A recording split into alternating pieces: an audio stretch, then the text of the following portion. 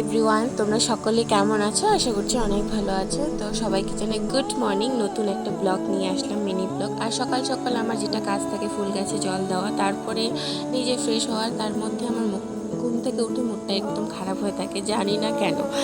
তারপর এইসব করে নিয়ে ফ্রেশ হয়ে তারপর বিছানাপত্র সব ঠিকঠাক করে চলে আসলাম রান্নাঘরে এসেই যুদ্ধে নেমে পড়েছি ভাই।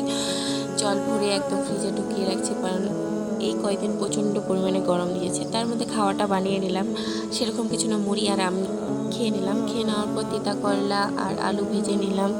কচুরলতি বানাবো, কারণ এত গরমে যত সিম্পল খাওয়া যায় তত ভালো।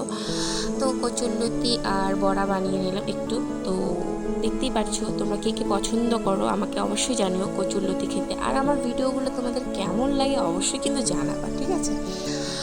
তো দেখতে পাচ্ছ কচুরলতি হচ্ছে, তো কচুরলতি বানানোর পরে একটু বড়াও বানিয়ে নিলাম। তারপর নিজে খেতে একটু রিলস করে নিলাম। তোমরা হয়তো এই ভিডিওগুলো দেখে নিয়েছো। আজকের মতো টাটা, বাই।